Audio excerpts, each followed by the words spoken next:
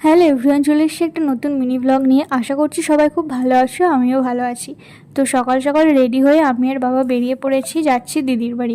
আজকের দিনটা হলো 2রা বৈশাখ। আজকের দিনটা আমার কাছে পয়লা বৈশাখের থেকে কম কিছু শুভ নয়। আজকে ঘটতে চলেছে আমার জীবনে নতুন কিছু। তো এখন আমরা আছি শাসপুরে, বাবা মিষ্টি কিনছে, দাঁড়াইছি তার জন্যই। তো এই তো চলে এসেছি দিদির বাড়ি। দিদির বাড়ি এসে আমি রেডি হতে শুরু করে দিয়েছি। আমাকে দিদির শাড়িটা পরিয়ে দিল, আর এদিকে অদ্রিতাও পুরোপুরি রেডি হয়ে গেছে। এই তো রেডি হয়ে গাড়িতে উঠে গেছি আমি, বাবা, দিদি, জামাইবাবু আর অদ্রিতা।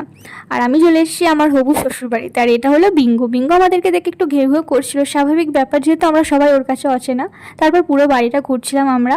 এখন চলে এসেছি রেজিস্ট্রি অফিসের সামনে। আজকে 2রা বৈশাখ, আজকে ছিল আমাদের রেজিস্ট্রি অ্যাপ্লিকেশনের দিন।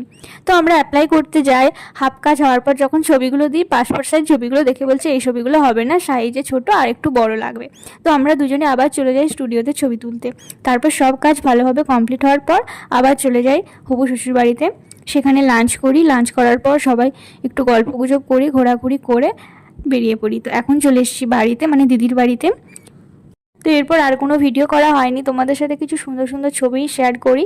তো যেহেতু সবাই অনেক লোকজন ছিল, বাচ্চা টাচ্চা ছিল, তারপর লাঞ্চ করা, একটু ঘোরাঘুরি, গল্প করা, এই সব কিছুর মাঝে ভিডিও করার কথা আমার আর মাথাতেও ছিল না, আর করা হয়নি। যাই হোক, আর রেজিস্ট্রি অ্যাপ্লিকেশন করার সময় ভেতর থেকে একটা আলাদাই অনুভূতি হচ্ছিলো, সত্যি কথা বলতে কি। আর রেজিস্ট্রি ম্যারেজ যেদিন হবে মেন, সেই দিনের ডেটটাও দিয়ে দিয়েছে। আশা করছি সেদিন তোমরা একটা সুন্দর ব্লগ দেখতে পাবে। তো আজকে এই অবধি, আজকের মতো টাটা।